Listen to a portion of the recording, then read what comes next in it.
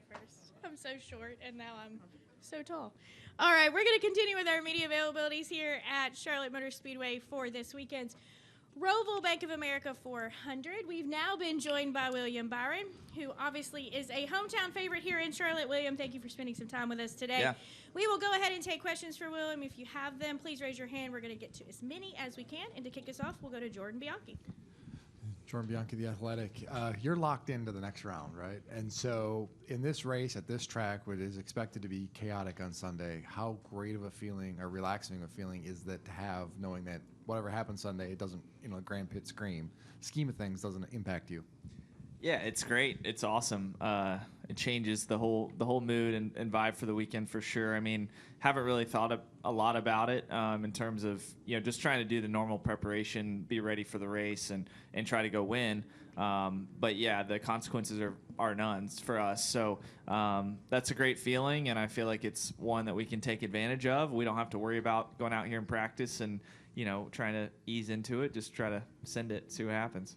You kind of touched on this last week a little bit, but do you feel like whatever doubts or concerns or whatever kind of was circulating around your team is kind of been erased now, and you're kind of sending a message again that the 24 team is the caliber of the other guys we always talk about, for the championship? Yeah, I mean, this is the time of year that matters, and I'm proud of our team for showing up, and I knew we would. I'm confident in our group. I know that for us, winning races early in the season is great. We wanted to have success throughout the summer, but we're just a little bit up and down. But yeah, now's when it counts, and our team's shown up. So I'm excited for the round of 8 for sure. Mm-hmm. All right, we will go to Matt Weaver. Matt Weaver, Sportsnaut. Now that you've had a chance to watch some of the Xfinity practice and looking at the layout, what are kind of your initial reads on this circuit and layout?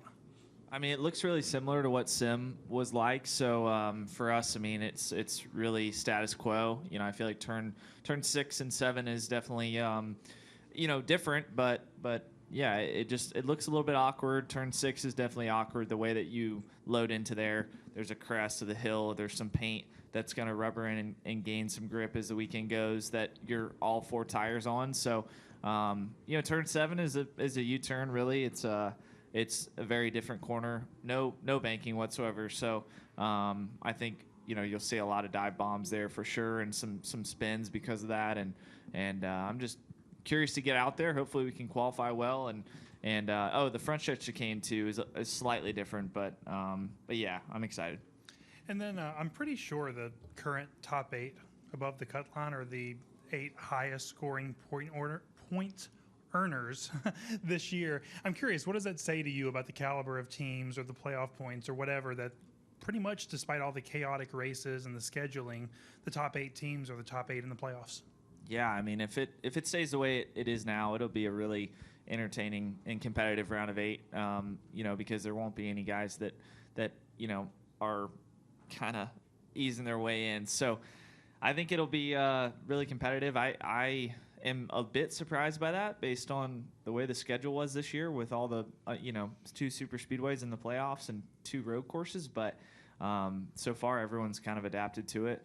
The speedway racing has been a bit different in the playoffs this year. I feel like everyone is taking care of each other for the most part until some of the wrecks last week, but overall I feel like guys are scoring a lot of stage points and staying up towards the front, which is unique in super speedways. You never know what can happen. And then I feel like Watkins Glen was just a wild card. So, yeah, I'm a bit surprised, but at the same time, I just know the round of 8 is going to be really competitive. Mm-hmm. All right, our next question is going to go to Zach Sternalino, and then John Newby, you'll be next. So we can go ahead and get a microphone over there. Go ahead, Zach Sternalino, NASCAR.com. William, advancing to the round of 8 with a week to spare where no one else in the playoffs has been able to do that in this round, what kind of an edge does that give the 24 team, and where do you guys center that focus is there one of those 3 races that you guys really square on preparation-wise? Yeah, I mean, it's just allowed us to get started on Vegas. We've already looked at tape and reviewed our setup and started to get an idea of what we need for Vegas. So we're good there in the spring till we had the trash bag on the grill. And honestly, if we can just go there with similar speed to what we did at Kansas, I think we'll be right there in the mix. Last year was a bit disappointing at Vegas. We weren't as good as we thought we would be. even though we had a few weeks to prepare. So I think we'll probably do some things a little differently this time around, but already have a good head start on it. It's 2 years in a row we've been able to kind of cruise through this round of 12, and that's been really nice for our team to think ahead a little bit. But, I mean, we still want to win this weekend. We still put effort into this Roval setup and trying to go out here and be good tomorrow. I know that Martinsville last year in the fall was a struggle for you guys. Is that any concern? Do you feel like you guys have kind of cured those ills? I mean, yeah, we won there in the spring, so it's pretty much fixed. But I think, yeah, it always just – it's been a hit or miss place. So I feel like for us, we just have to do more of the hitting, and the way the spring was great. So had a really strong car in the spring, was able to – one of the few guys that could pass people. We started 18th. We'd like to qualify a little better because you never know, how difficult it will be to get through the field. So, yeah, that's probably my focus way long term is try to qualify better at Martinsville and see where that takes us. Okay, we'll go John, and then next will be Bob, if we can get a microphone to Bob here in the middle. Go ahead, John. John Newby, alt driver. So obviously there's the big talk about, strategies, who's going to pit early try to get for the win, who's going to stay out, try to get stage points. Does that kind of streamline the process for you guys that, hey, maybe you can get a couple more playoff points for the next round and kind of help with that cushion? Yeah, I think if we're not very good tomorrow, then we might try to go for the stage win. But it's tough here because pit road only takes 30 seconds, I believe, including the pit stop. So it's a big advantage to short pit here because you can still come out and get stage points. I think the 20 did that last year and came out. He lost like 3 positions. I think the lap time being slower this year, it might be even more that way. So it will be tough to, it'd be tough for these guys that don't, if you're not running well, like I don't think you're going to just luck into some stage points. I think you're going to have to be up front. So it'll be interesting, but I'm excited to watch everyone else and see how nervous they are and just go race. All right, we will go to Bob next, and then if I can get a microphone to Claire, please. Go ahead, Bob. Bob Parker's Fox Sports. Do you have any idea if you have a kind of a test setup or a different setup than the other 3 for practice since you are already locked in? I don't think so. Not that we've talked about, just maybe making a little bit more changes in practice to figure out things for next year in terms of what the changes do at road courses. Watkins Glen wasn't great for us, but feel like we've got a pretty good base. So, no, I don't think we came here with something way different. I think we're all really similar, which is pretty common every week. But I think just try to maybe learn some stuff in practice with 2 20-minute sessions. We might use the first 20 minutes to really come in, make a lot of changes, and see what we can learn. All right, our next question will go to Claire. If I can get a microphone to Lee, please. Go ahead, Claire. Claire B. Lang. Denny Hamlin said the reconfigure was intended to create more chaos. You're going to have to convince me otherwise, he said. Chase Briscoe was just in here, and he said the part they took out on the track is the part that he didn't like or wasn't that great at anyway, and it would put it more in the hands of the drivers. Can you talk about whether drivers like you can adapt and learn to like it if you think it's going to create chaos? And which one of these 2 is right, do you think?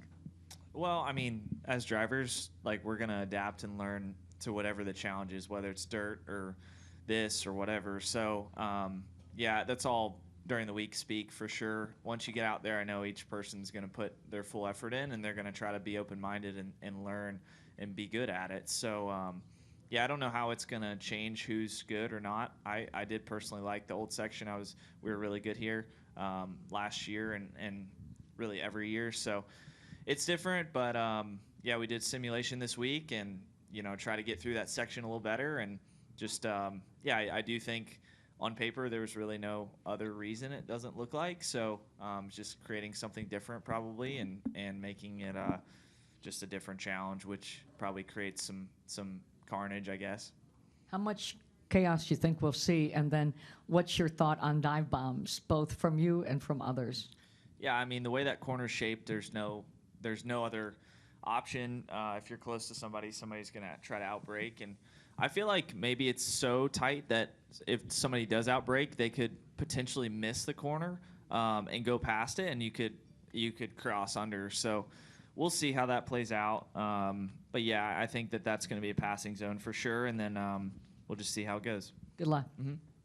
All right, Lee, and then if I can get a microphone to Bruce Martin up front. Go ahead, Lee. Lee Spencer, Sirius XM NASCAR Radio and CatchFence.com. To kind of follow up on Zach's question, you guys won at Las Vegas, and I'm curious, are you concentrating on that? Because a lot of times if you do win that race, then you can just start working on Phoenix and put all your eggs in that basket.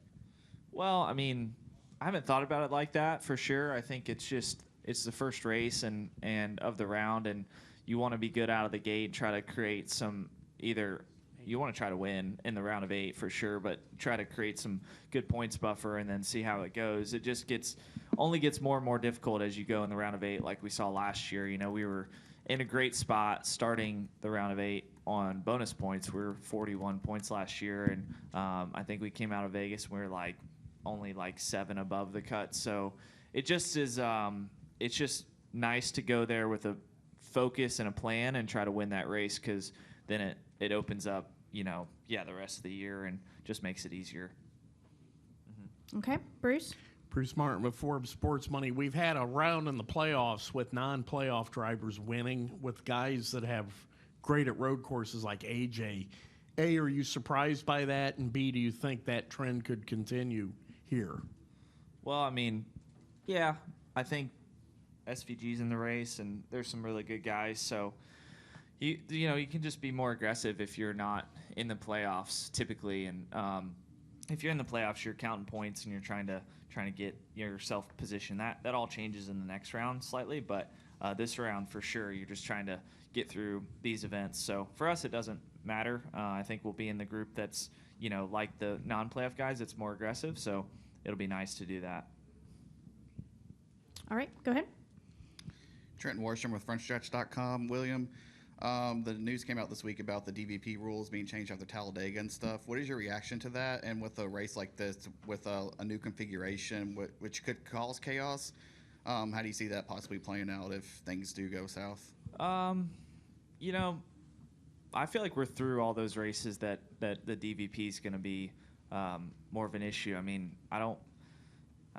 In the round of 8, if you're crashing, you're probably not going to make it through anyways. So, those races are probably behind us. Hopefully, if you're having issues, So I don't know how. I guess Roval could be that way maybe, but we're going kind of slow around here in the infield. I feel like you could nurse it back maybe without flat tires. The flat tires are just created from the speed and locking the brakes up and stuff. So I don't know. I don't really pay too much attention to it. That's kind of other people's jobs.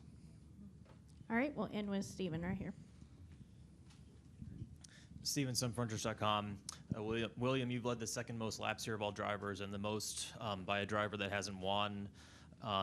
What sections of the track in particular do you feel like you excel at the most? Which parts are your favorites, and what do you enjoy about coming here?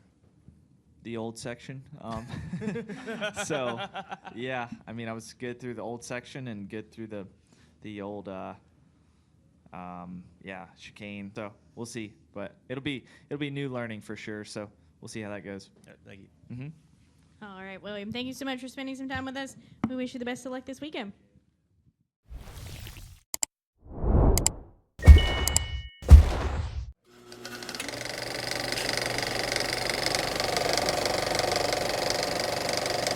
All right, there's the checkered flag. Great job, driver.